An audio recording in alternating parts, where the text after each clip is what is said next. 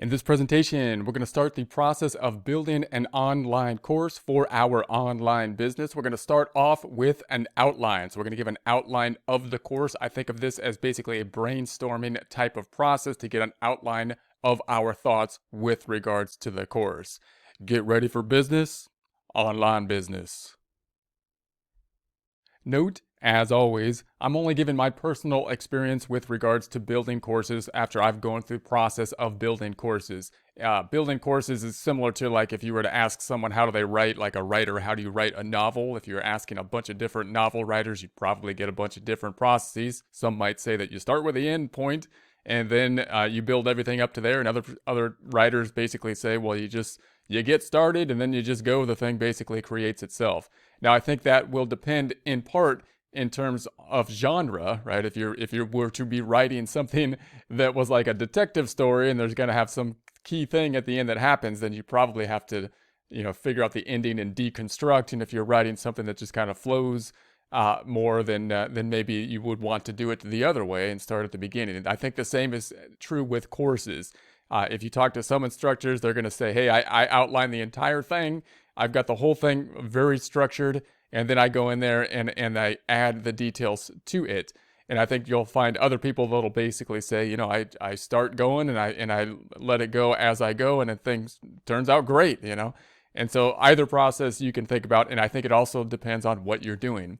So in my courses, a lot of times I'm dealing with accounting topics, and there is some kind of structure I need to do within that. So it'd be like if you're teaching math, you're not going to be jumping to, so you're not going to be jumping to multiplication before you do addition, right? You can't just kind of go into it without thinking about the order. You gotta go through the course.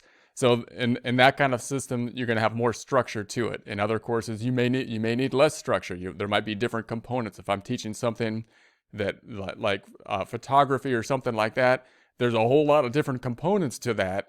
But I'm not sure that you have to teach one before the other, right? You could just basically just get into each of these components and then put them together, shuffle them around any way that you want. Now, I'm going to take a look at the course I'm building now, just as an example, which is probably closer to a photography course, right? Where you have a lot of different things, but they may not need to be taught in a particular order, and you could shuffle them around. Whereas, again, if you're talking about something that's very structured that you need to teach in order, like an accounting course or math or something like that, then your outline needs to be more stringent, I would think, from the beginning. Now, note also that we're thinking about the course creation with regards to our business model here.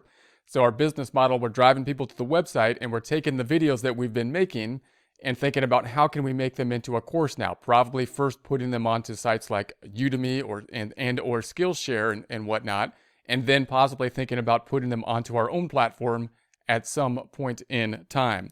So that being said, a lot of these YouTube videos down here, we may have made them for other purposes when we start off, right? If we're working over here, if we're working on ground and we're working for one of these platforms and we get questions, we may then make our YouTube video to address a specific need for our business. And then at some point we might say, hey, that need is something that's probably universal and it probably fits into a course that's at least 2 to 5 hours long or something. And if it's then I can make a course out of it, right? So just note that when you're making your YouTube videos to address the needs of something else, you may not have an outline of anything, but you want to make your videos in accordance with your branding and your logo and your basic format, so that if you ever do find a need, if you ever say, hey, I think I can build a course out of that, you can then put that into the course. So in that case, you might already have some resources here then that you can start to build a course around and just add more resources to it. So again, to do that, just note that you when you make your YouTube videos, even if you don't have an outline, then you want to make them in a consistent way so that you don't have to do a lot of editing or whatnot to fit them into an outline. So keep that aware as you're making the YouTube videos. And also, whenever a topic comes up, a need comes up within the business, you also want to think, hey, can I generalize that need? Can I make a YouTube video that can meet two purposes possibly? Can I make one that's going to meet that need and possibly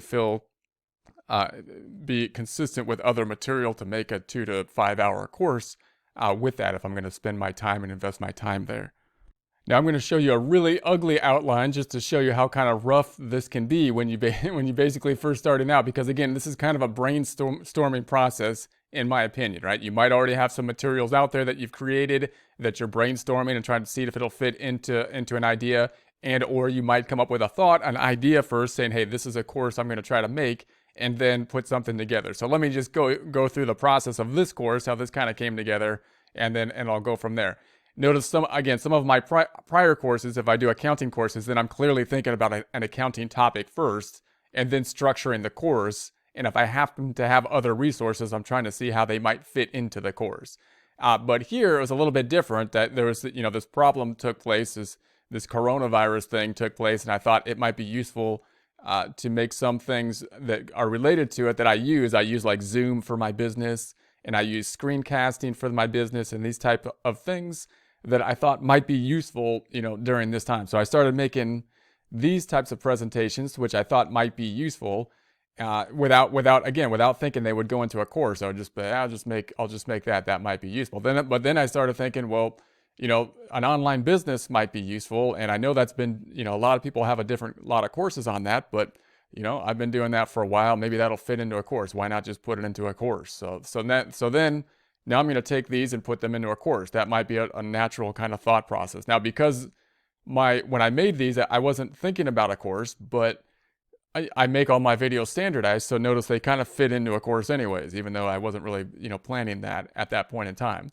Then I'm going to go through the brainstorming process. Well, what kind of course could that fit into? Well, let's start to outline this. I'm just using OneNote. You could see it's spelled terribly, right? I mean, I'm just putting my thoughts down here and then organizing the thoughts.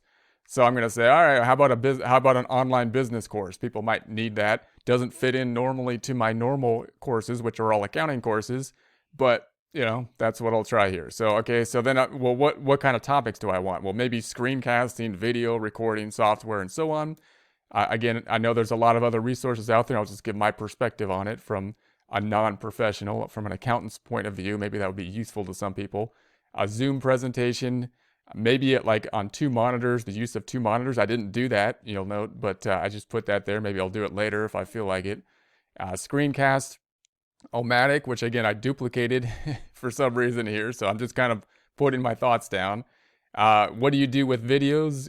What can you do with them? Again, I'm just putting some thoughts down that might bring out a PowerPoint. So this is going to be my overarching idea for a topic, and then break out the detail, which might mean that I need more than one video for that overarching topic. And then a website. It's with the website design, website to parallel other platforms like tutoring platforms and consulting and teaching, WordPress and Wix. What kind of things do we need? Again, these types of things might fit into one presentation or more than one, just depends on how it's going to work out. Teaching platforms. So then I started thinking, all right, I should think about the teaching platforms and what kind of teaching platforms are out there. I can do that because I've worked with those items. Podcasting, I was like, podcasting fits into the whole thing. That might work. I've done podcasting. I could put that in there. Converting presentations like to text, Spanish, and so on. I could do that, right? And then I was thinking, well, how about other platforms? People are going to be asking, what do you do about all these? You kind of left out all these big platforms: LinkedIn, Facebook, Instagram. You gotta mention those. So I was like, I'll give my opinion on those type of things. That should fit in there somewhere, right? And then email marketing.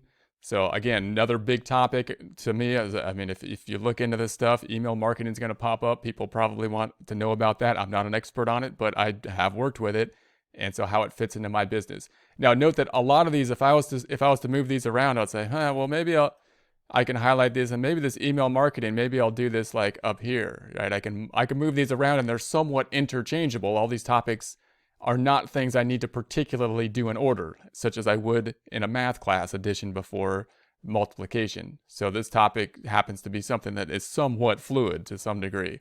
And then we got affiliate marketing. Again, I think that will fit in well. So it's something, if I'm talking about an online business, I should at least touch on, even if it's not my core place of expertise, just so people are aware of my thoughts on that.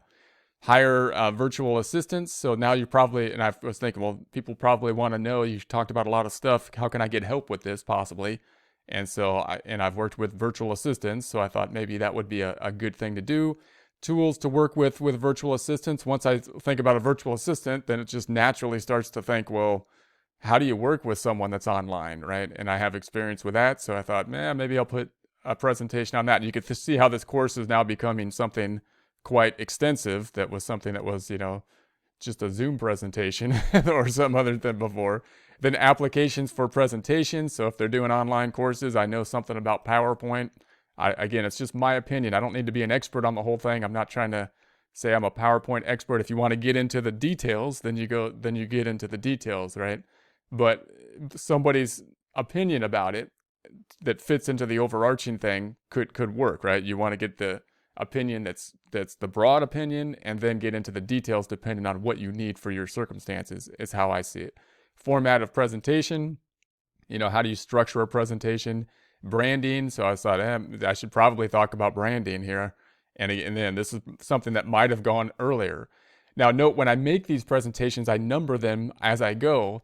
But as I go, I might then think, well, as I put this into a Udemy course, I might take this and move the groupings, so they're grouped a little bit different. And I could do that after I make the courses, although I don't like to because it's more difficult. I'd like these to be in order as I go, so it'll be easier to adjust them. And then I've got individual platforms. So now I'm here. I'm actually on Udemy at this point in time. So I'm going to highlight these as I go, and I just highlight them and say I'm done with that. And then maybe I'll go into Skillshare more, and then maybe I'll go and make a Thinkific course just to show how to that, and possibly a Teachable course. And so make supplemental docs for this course, other platform detail. So then I can go into more detail about LinkedIn, Facebook, Instagram, and how I use it and so on. More detail about email marketing if I so choose. Now, I'm probably not going to do all this stuff, but I'm going to decide what to do kind of as I go. And then as I go, I'm just going to mark these. I'm going to mark these off. And when I create these, then again, I would typically put a numbering sequence to them so that I have some type of order for them, and I can kind of move them around. But I want to get the outline fairly roughly in order before I start, so that I don't have to start shuffling them around after I record them, hopefully. So that's just a rough idea. Then I start making the presentations from here. Again, the big thing that you want is, what do you want people to get from this overarching topic in an online business? Maybe not as specific as I could get it. I could probably trim that down better, but and then get your subcategories involved in here. What are the major topics you can get in? And then you get into the granular on the more bullet points in terms of how you can get into more specifics about those particular topics. That's how I would start brainstorming this thing.